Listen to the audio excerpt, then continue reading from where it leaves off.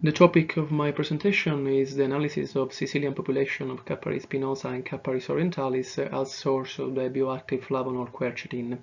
The capper has a considerable interest and economic value for its medicinal properties, culinary uses, and cultivation characteristics, and it is one of the food with the highest quercetin content.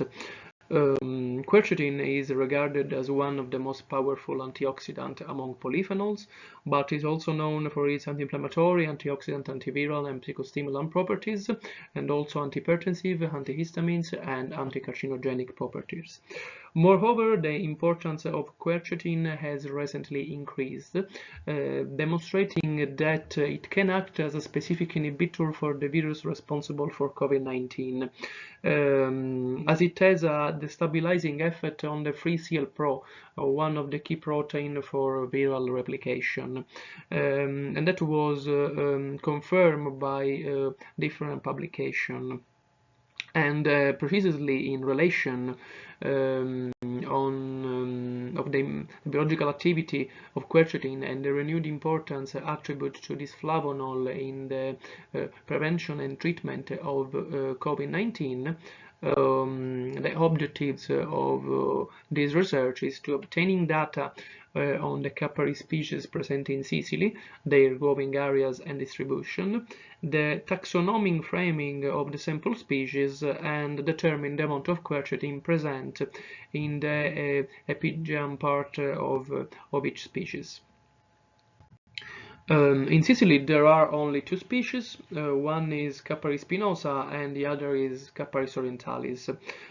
These two species are ecologically and morphologically different, because the first one, Capparis spinosa, is widespread mainly in xerophilus areas, especially on regosols and lithosols, and on marl clay, and it has endowed with spines, and it has also a procumbent habit.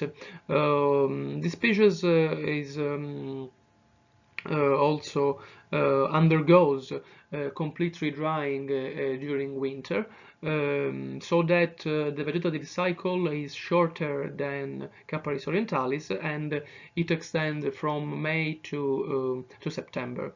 While Capparis orientalis is widespread mainly in rocky environment and in cliffs near the coast, on Mesozoic and Oligocene compact limestones, and also on calc and clay, and on substrate of volcanic origin. This species is developing mostly in rocky environment, and it has mainly a pendulous habit, and also it can retain the leaves even in winter, so that the vegetative cycle of this species is longer than Capparis spinosa, and also this species is thornless.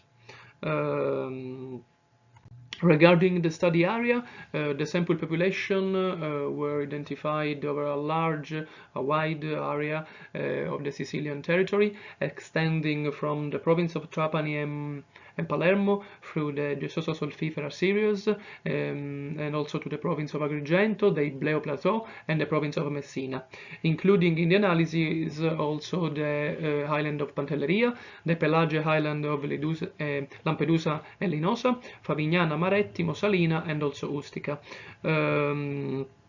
In order to include in the analysis a significant part of the genetic diversity present in Sicily, and also different population in different soil, like volcanic, calcareous, calci, and clay. Regarding the sampling method, the plant material for the analysis was taken from 22 Sicilian Capparis population, with an average of 30 specimens representative of each population. The sample that we collected were flower, leaves, branches, flower button, and fruit, all the epigeum part of the plant.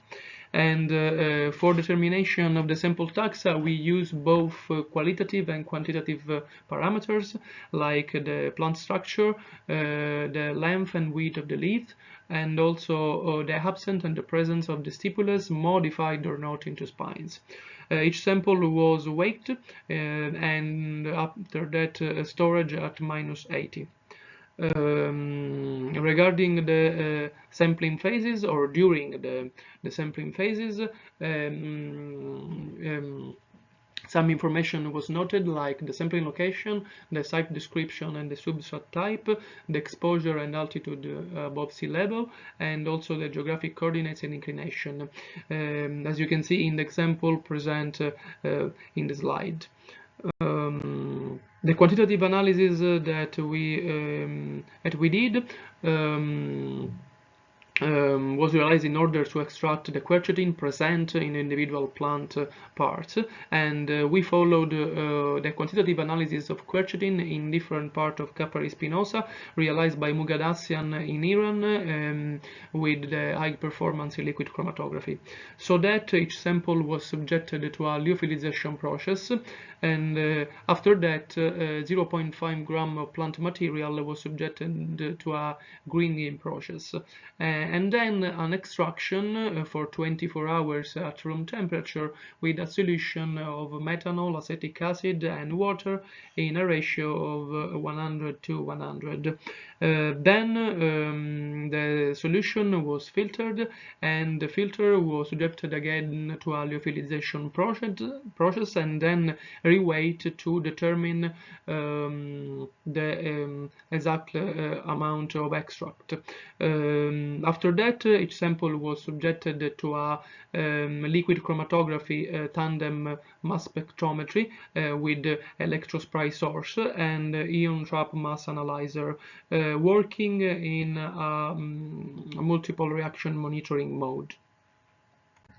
The result of our analysis show a significant quantitative differences, in particular in the different part of the plant. As you can see in the slides, a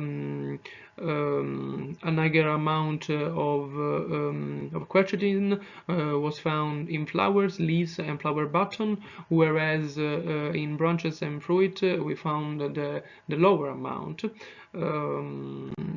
Also, the differences that we found were between the two species. In fact, Capparis orientalis, as you can see, contains an higher average amount of quercetin in all plant parts than Capparis spinosa. And the differences were also among the sampling extension. This probably because it is impossible to standardize the climatic condition before the sampling, for the influence of geographical and environmental condition, and also for the stress factor that affecting plants. In particular, among the sample extension, the highest value was found in flowers in the session 22 related to Ustica with 0.393 milligrams of quercetin per gram of dry plant. In leaves in the session 14 related to Lampedusa with 0.787 milligrams of quercetin per gram of dry plant, and in flower button in the station 11 related to Pantelleria 1 equal to 0.908 milligrams of quercetin per gram of dry plant. This value in particular differs significantly from those recorded in the other station, including the other two of Pantelleria. The difference in Pantelleria sampling site, in particular between station 11 and station 12, may be due to the fact that the former is a wild plant, while the latter is a Capper grove, where during each growing season various fertilization and also insecticide treatment were realized, and also the fact that these two populations grow at different altitude. On the other hand, the difference found between section 11 and section 13 can be both to different exposure and in the case of sample 13 to a greater distance from the sea. In conclusion and the future perspectives, the data that we acquired can provide a good basis for further scientific investigation to support the identification of ecotypes to be introduced into cultivation for pharmaceutical purpose to extract quercetin. And obviously this could be a major boost for the socioeconomic development of rural areas in Mediterranean environment and in arid and semi-arid region, since the capper is an arid resistant species, and for this reason is also potentially suitable against the impact of climate change. Thank you for your attention.